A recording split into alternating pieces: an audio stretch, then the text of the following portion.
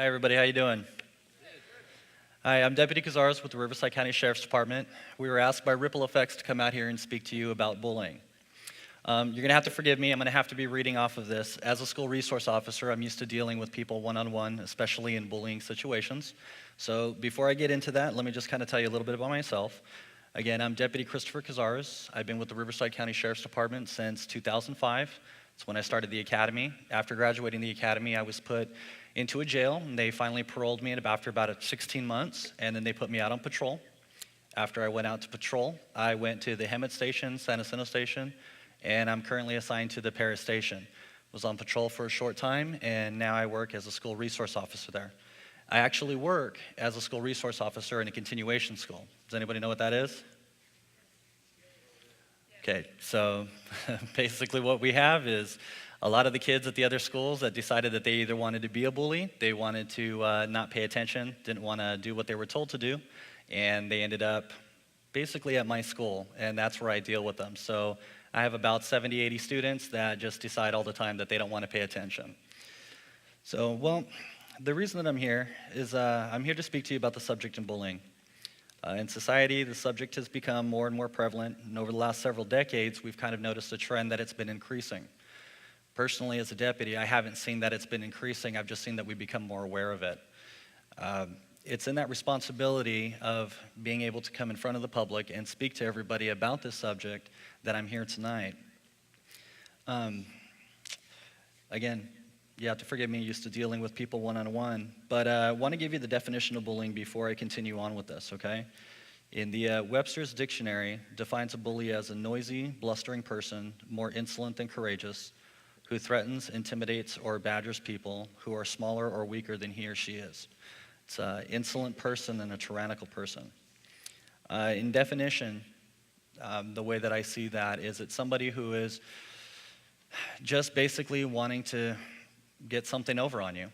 They come up to you, tell you that they want something that you have, try to take it from you, tell you that by race, creed, nationality, they'll say something to you that's inappropriate, kind of makes you feel a little belittled.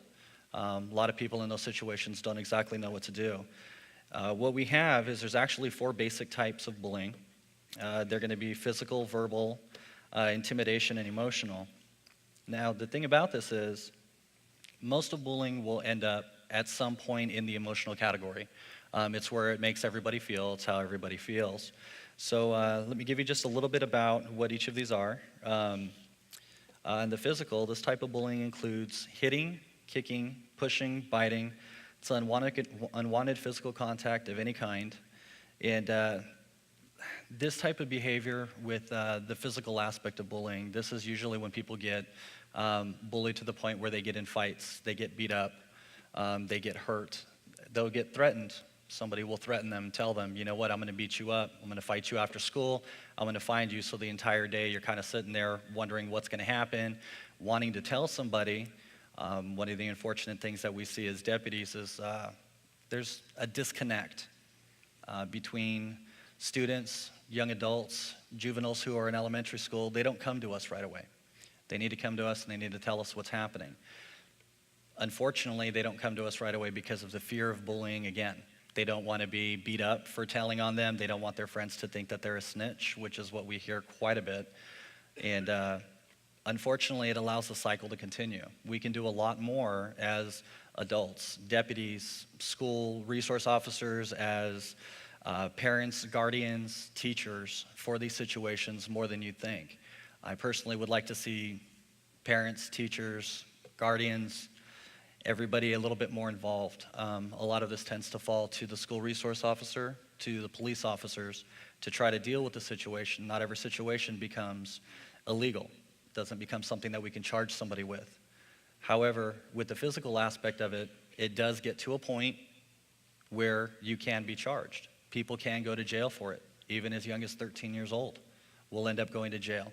Below that, people will get citations as far as their age. You can get suspended, sent to a school like mine.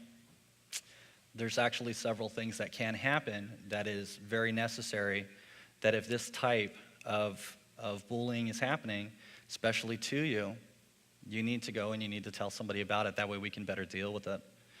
One of the other types of bullying is verbal. With verbal bullying, it's one of the more common forms. This usually includes a person making fun, demeaning, challenging somebody to fight.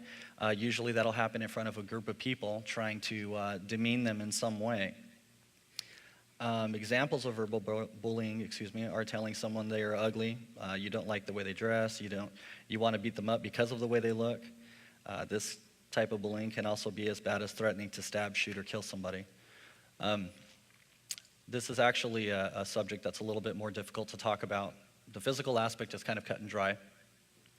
With verbal bullying, one of the issues that we have is there's a penal code in the state of California, that's Penal Code 422, which basically that would be criminal threats. A lot of people hear that. Somebody threatened me, that's a criminal threat.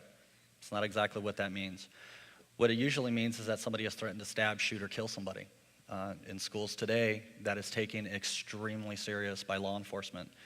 If we hear anything, Facebook, any type of social media, through somebody telling us, hey, somebody said that they brought a gun, a knife, anything to school, the sheriff's department or whatever department is in your area will actually come to the school and completely shut it down. They'll come into the school, they'll shut it down, they'll start looking for the person that said that they had the knife, the gun, what have you. Some of these things can also be bomb threats. Some people think it's kind of funny to call in and say, hey, there's a bomb. And the school gets shut down for that amount of time that it takes us to bring in all of our dogs, all of our resources, and we try to find it. Now, all of these are actually types of bullying simply because if it sounds like a terrorist threat, pretty much can be. Again, with like a bomb threat, you've shut down the entire school. So those kinds of things just aren't something that are fun to play with. They're not something that anybody should play with. Also, again, with just telling somebody the way they look, you don't like the way they look. Now, one of the things that happens with bullying is, unfortunately, there's not much of a difference between the bully and the victim. The victim at the time knows they're a victim. The bully at the time knows they're being a bully. However, with the advent of social media, like Facebook and a bunch of these other things that we have out there, what'll end up happening is you will get somebody saying something about somebody else, and I know that sounds convoluted, and I apologize, but it's easier to say it when it's not face-to-face. A lot of people start rumors that way. They'll say something online that's hurtful to somebody else. A bunch of other people jump on the bandwagon, people that they don't even know, just happen to be surfing the web that day, and they'll see something. Somebody won't like the way somebody dresses, the way they look. They'll say something. Then all of a sudden, a whole bunch of other people, you get 100 people telling the same person that, yeah, you're right, they're ugly, they're this, they're that. You know, a lot of those grading things. What are they? A 1, a 10? And then it goes from there. Those kinds of things actually get into the school, and they stay there. Do you guys actually have, like, my school district just got Chromebooks. Do you guys have that? Some of the districts have those, the Chromebooks, where they gave everybody a laptop. Basically what they've done in my school district is they've given everybody a total social outlet while they're in school. So now bullying has actually doubled in the last 2.5 weeks in my school.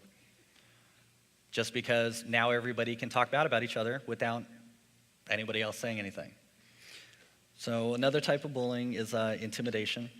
This form of bullying is less physical and more about actions. Intimidation includes threatening body language, threatening to take someone's money or property, threatening to take somebody's personal belongings. When it gets to that point, somebody goes up to you and says, hey, give me your money or I'm going to beat you up. State of California, we actually call that a 211. What most people call that is armed robbery. And that's actually chargeable. I've arrested 14-year-olds in my school for that. They took $20 from somebody, threatened to beat them up, threatened to shoot them. I took them to jail. They actually spent 2 months in jail. That was very recent. Somebody from my school. Thank you. Turns out that they had been bullying everybody in the school. And it was something that was not brought to our attention until that person felt like they were going to get hurt, until they got to that point. That is way past the point that we need to be notified. Because had it come to our attention before, hey, I want you to go and I want you to buy something for me. No, I don't want to buy you something. Well, you better, I'm going to beat you up. That's armed robbery. Because it's only the threat of force or fear. You can take it by force or you can take it by fear. That's kind of the way that goes. So unfortunately, in this same category of intimidation, this is where a lot of people will call police officers bullies. We get that a lot because of the uniform. And actually, we get bullied quite a bit. You guys have probably talked about how we go and we eat donuts every day, or, you know, there's a couple little breakfast foods that we're called every now and then. But in essence, that's something that you can look at as kind of being a form of bullying. We don't take offense to that. We actually think it's all in good fun, right, when we pull you over. So we'll, we'll talk to you about it then.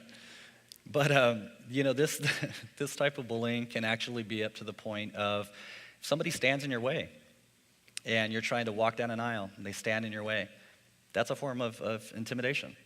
It's a form of bullying.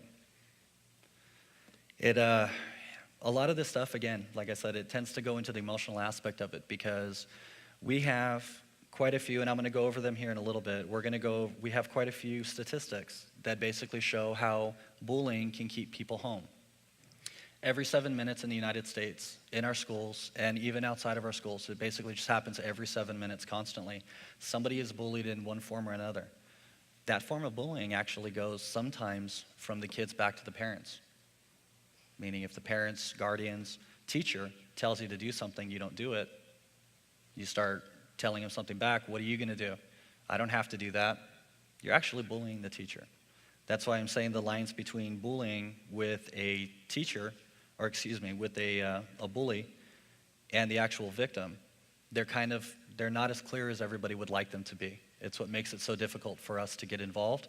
However, I need everybody to get involved. I hope I can leave that message with you tonight, that you guys can help, and we do need the help. We really do, especially from parents, guardians, teachers. We really, really do need the help. You bring it to our attention, we can usually go talk to the person. Unfortunately, the intimidation of the uniform sometimes does it. Just us talking to them, it tends to help. So, unfortunately, too, with all of these bullying, there's a couple different things that I want to talk about. Let me actually finish with emotional type bullying first. This type of bullying includes excluding people, making fun of someone's clothes, and refusing to speak to somebody. Excluding someone because of social status, because they have less money than you, they don't have as nice of clothes as you, actually really doesn't make all that much sense for somebody who's in school, because it's your parents that have the money, not you. So if you have different social circles, which we all went to high school, we all know, I grew up, went to high school, went through all of that, there are different social circles. In these social circles, you tend to have people of different classes. It kind of just sits that way. That's the way of the world. It always has been that way. But see, that's also a form of thinking that's a little difficult and a little dangerous to get to, because of the fact that it has become more prevalent over the years, because it has become more well-known. You tend to need to know, you tend to need to know that with bullying, again, it's just something that we're saying all the time. I wish it wasn't something that we saw all the time. I wish it was one of the least of our problems. It's actually becoming one of the more of our problems, especially with emotional bullying. This is the type that usually tends to suicide, tends to somebody cutting themselves, tends to somebody hurting themselves because that's what they want to do. And unfortunately, that's what they think they want to do. It's not what they actually want to do. A bully themselves is actually emotionally hurting themselves. When they're going after somebody and they're bullying somebody, it's probably because they've been bullied themselves. They feel less power when they're at home, when they're with family, when they're around their other friends, so they'll tend to go find somebody who's weaker, and they'll try to deal with it. So in essence, all of the bullying itself, everything that's included with it, you have both the victim and you have the bully, both together in the same category, trying to figure out life and trying to figure out what it is. Unfortunately, a bully will tend to act out more, and a victim will tend to not say anything about it. And that's actually part of the problem, because there are many, many bullies that I've met in my school that will break down crying faster than anybody who has ever been a victim, because they don't want to be the way they are, and they don't know how to deal with it. There are a lot of resources out there, and I have a couple of them with me that you can call. Has anybody ever heard of the TLC Teen Line? Have you guys ever heard about that? Basically what that is, that's something that, it's called teenlineonline.org. Basically what that is that if you're having even just a bad day, and you don't have anybody to talk to, you don't think your friends are going to understand, your parents are going to understand, it's somebody that you can call and they'll talk to. It's all teens. There's nobody there that's an adult that would be talking to you. They're all trained, and they've all been through it themselves. So that would be a good thing to do, and I'll end up giving that to the leaders here, all the information, so hopefully we can get that passed out to you. But, okay, how many of you guys have seen bullying situations? Quite a few of you, okay. Well, here's the thing. I have a couple questions that Chaplain Tim talked about, and I'd like to put those up on the board if we can right now. Are those up there?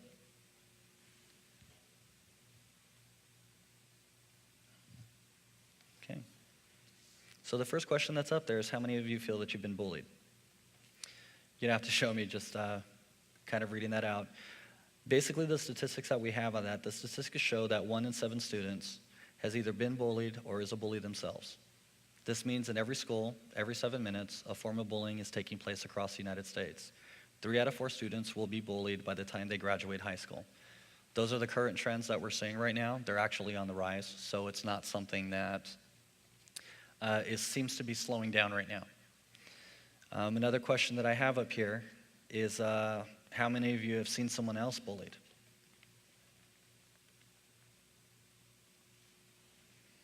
That also stays with what we're saying. With the statistics that we have right now, that means about 56% of you will have seen some form of bullying. That's about right. That's up there right now. That in seeing bullying, it doesn't necessarily mean that you are not going to be affected by it. Just by seeing it happen to somebody else, especially a friend or something like that, that you haven't been able to talk to them about, haven't been able to help them, because a lot of people feel like they're beyond help. Because you haven't been able to feel like you helped them, that can actually in itself cause you emotional damage, which is also another form of bullying just by seeing it. 15% of all absenteeism is directly related to students either having been bullied, seen bullying, or afraid to be bullied. Now, let me ask you this question. How many of you have bullied another person, which is actually a more difficult question to answer? Do you guys have that up there? Hello? Let's see. Okay. All right. Again, with that question, the reason that I'm asking that is based off of the fact that the lines aren't that clearly defined. And I'll give you kind of an explanation about that. If somebody bullies you, do you kind of feel like it's okay to retaliate? To kind of go back to them, tell them that, they said something, did something? Thank you. What that does is that's you actually being a bully back to them. Pride is actually a very, very big downfall. It's something that I see in school, and that's the reason that every single student is in my school, is because of pride. They all feel that they're entitled to something, feel that because somebody has talked bad to them, they can talk bad back to them. This is the reason that you see people join gangs. Now, I'll tell you something a little bit personal, actually. I have a 16-year-old stepson. He actually came to us from his father, and he is somebody who, in my own home, has a predilection towards gangs. He enjoys gangs. He loves gangs. He was bullied when he was growing up.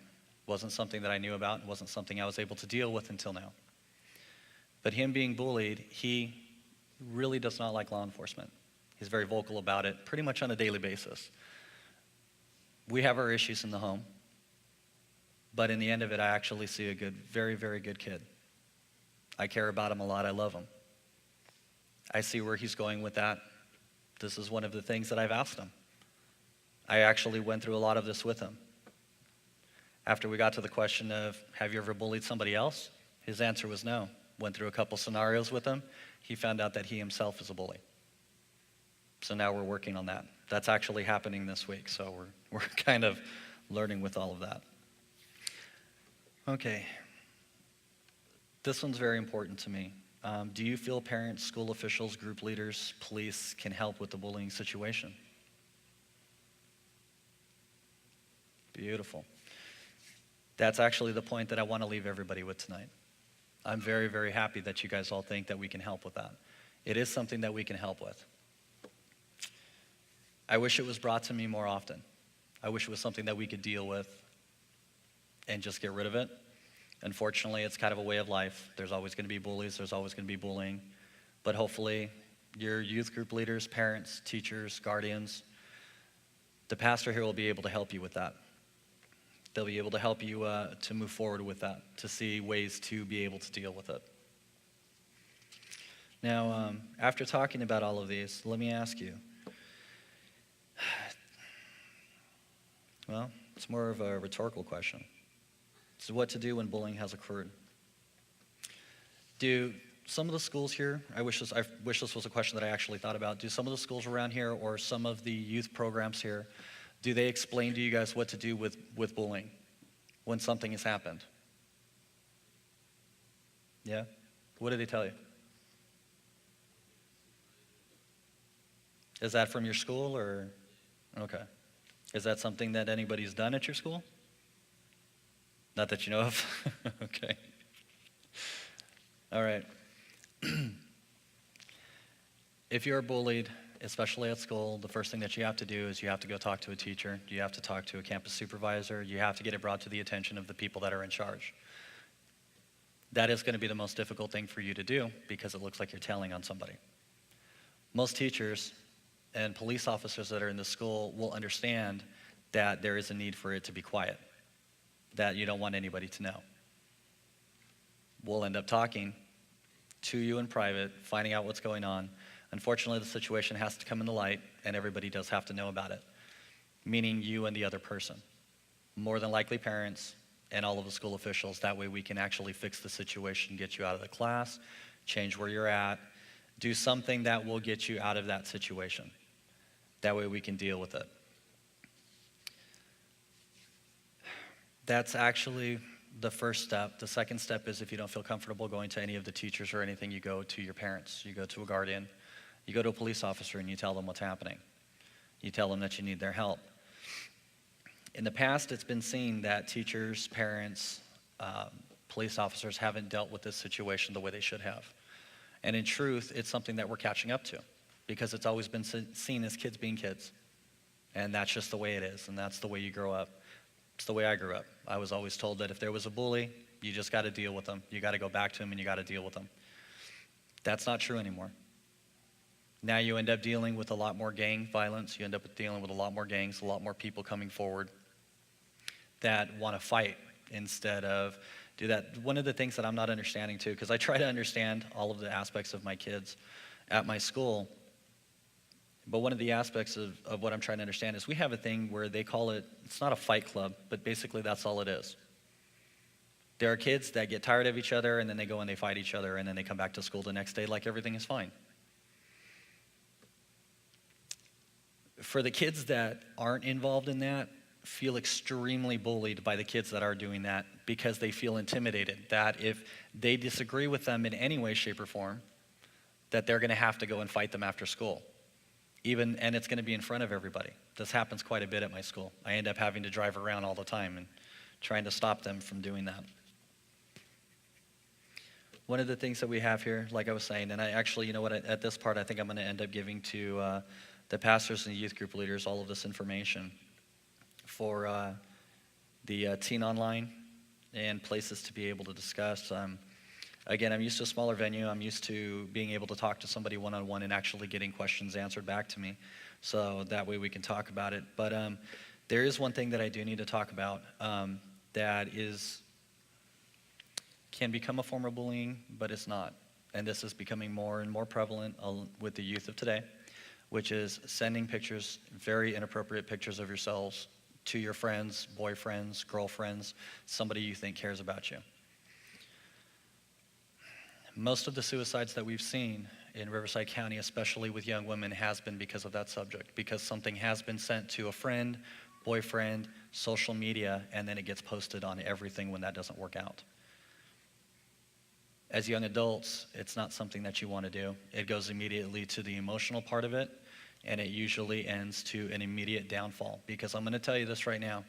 Growing up as a guy, had myself, anybody of my friends had pictures like that, I guarantee you everybody around me would have known about it. So when they say something to you like, oh, I'm going to keep it hidden, I'm not going to tell anybody, it's a complete and total lie. Everybody has already seen it, every one of their group friends. That in itself is a form of bullying that you actually can put yourself in by sending those, guys, girls alike. You send something like that to a friend, and what ends up happening, you know that everybody else knows. Now all of a sudden, you're feeling intimidated, you're feeling rejected, you've got the emotional form of bullying, and you feel like they're doing that to you when it's a situation that you just need to keep yourself out of. So the only thing that I can say is just don't do it. Don't send pictures like that. I guess the popular term for it is they call it sexting. Just don't do it. It happens too much, too many people get in trouble. And if that's not enough to tell you about it, I can tell you this. For somebody the age of 18 to even own a picture of themselves like that is actually illegal. We call it possession of child pornography. For anybody to send it to somebody is distribution of that child pornography. That is the Penal Code 311. That is an immediate jail sentence. You go in front of a judge, you become a registered sex offender for life,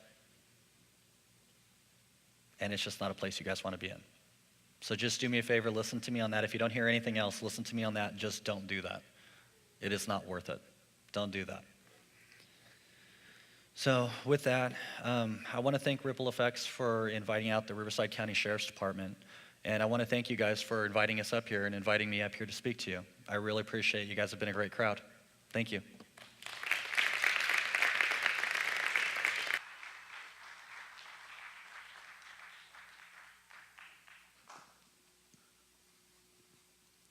Well, thank you so much. We have a couple of questions for you if you got just a moment. What would you say to a person who says, I can't tell you about a bullying incident because I don't want to be known as a snitch? Well, that's actually something that we get a lot. If that's the case, the first thing that I would say you should do is go to a parent or guardian and speak to that person. It'll help you kind of ease the tension, especially if a parent comes with you.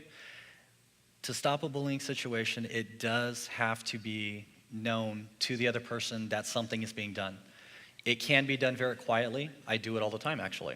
I make sure that the other person doesn't exactly know what I was told, but knows that maybe, and this is what I'll do. Say you come to me and you tell me that there's a situation. This person's bullying me, this is what they said to me, but I don't want you to tell them because I don't want to be seen as a snitch. When I tell them, okay, you need to go back to class, and I'm going to pull them in and talk to them. What I'll do is I'll bring them in and I'll say, hey, it was brought to my attention by several different people that you're bullying this person, and that's what we're seeing. So therefore, the situation starts to get taken care of because a lot of the time, that person will confess to me and tell me what happened. Well, yeah, they did this. And generally, we tend to find out that it's a little bit more of a situation than what we originally thought. But that's kind of a quick way that we can deal with that. So that way, the person that does come to us doesn't feel like a snitch and doesn't have to sit there and actually say, I told him this, or they told me that, and we kind of keep everybody out of it. All right, and then another question is, do you see bullying more with boys or with girls? Statistics say boys, but I see it more with girls in my school. That has to do a lot with clothing, has to do a lot with friends, social circles. The guys tend to just kind of beat each other up, unfortunately, and that becomes a whole other issue for us. But with girls, social media is a huge bullying venue, absolutely huge bullying venue. Again, the whole 1 out of 10 thing, usually that's a girl that has posted that about another girl and wants to see what they're saying. So that's how we see that. So as far as the social media, what would be your best advice to girls who are having trouble with bullying in social media? Get rid of it. Get rid of it. You don't need Facebook. Get rid of it. All right.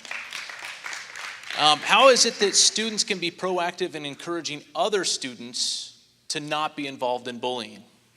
Well, that usually comes from after school, things such as this. Actually being here is a great way to do that. Bring friends, somebody who is bullying somebody else, somebody who is being bullied. Bring them to things like this. A lot of the time it's just acceptance. That's actually what everybody that I've ever met has always been wanting, is some form of acceptance. There's a great many things that I would like to say about that, but the uniform on it makes it a little difficult. So. All right. Well, thank you so much, Deputy Cazares, for being here with us You're tonight. welcome. We really appreciate it. Let's give him a round of applause. Thank you again. Appreciate it. All right. Well, I want to give you guys just a few points of scripture so that way we've got not only some practical things like we heard from Deputy Cazares, what we can do when bullying occurs, but also what does the Lord say about bullying? And so first of all, how does the Lord feel about bullying? Proverbs chapter 6, verses 16 through 19 says, "These 6 things the Lord hates, yes, 7 are an abomination to him. A proud look, a lying tongue, hands that shed innocent blood, a heart that devises wicked plans, feet that are swift to running to evil, a false witness who speaks lies, and one who sows discord among the brethren." And so innocent, we see that a lot of times in these bullying incidents that these people are innocent. They haven't done anything wrong. Sometimes they have, but sometimes they haven't. And victims are often innocent. Wicked plans. Certainly when somebody goes to bully somebody, they've devised in their own heart a wicked plan against that other person. And then feet that are swift to run to evil. You'll notice when bullying takes place, oftentimes people are quick to want to know what it is. They run over to see the fight. They get online to find out what's going on. God doesn't want that in our hearts, to be swift to try to find out the evilness that's happening. And so God certainly doesn't like bullying. So how is it that we as Christians can prevent it? Well, Ephesians chapter 4, verse 29 says, "Let no corrupt word proceed out of your mouth, but what is good for necessary edification, that it might impart grace to the hearers." Here's the deal is, bullying, these bullies, oftentimes what they're doing is they're trying to build themselves up, because at some point they've been torn down. So they're trying to build themselves up by tearing somebody else down.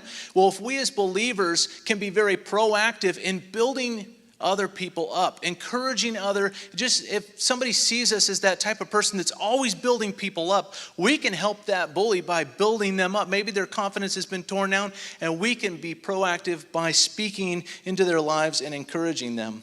So how do we respond when we as Christians are bullied? Well, Matthew chapter 5, verse 43 through 44 says, "You have heard that it was said, 'You shall love your neighbor and hate your enemy.' But I say to you, love your enemies, bless those who curse you, do good to those who hate you, and pray for those who spitefully use you and persecute you." So God wants us to pray for our enemies. As people have bullied us, if people have treated us bad, we shouldn't try to retaliate, but we should be praying for that person, because obviously they're hurting. They're not feeling good about themselves. That's why they're doing what they're doing. And so we need to be praying for that person, that God would bring healing to their life.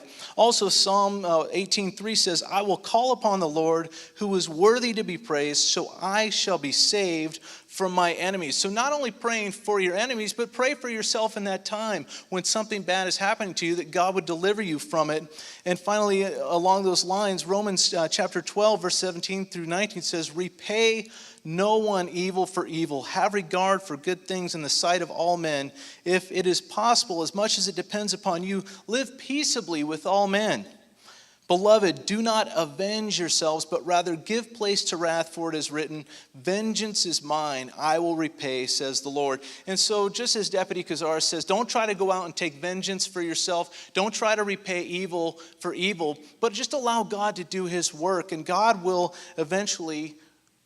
take care of the situation.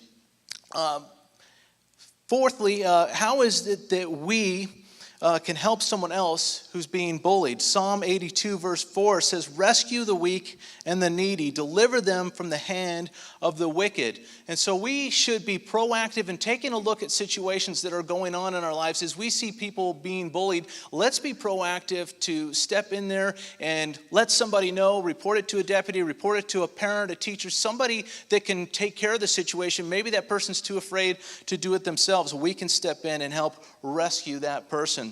In Matthew chapter 7, verse 12, you guys all know this, I'm sure. "So whatever you wish that others would do to you, do also to them, for this is the law and the prophets." Also known as what? The golden rule. Do unto others as you would want them to do to you. So if you're being bullied, you would hope that somebody else would step in. You would hope that they'd be proactive in making sure that you're okay. So we as believers, we should do that same thing as well. If we want them to do it for us, we step in and we do it for them. And so I want to just close on that note.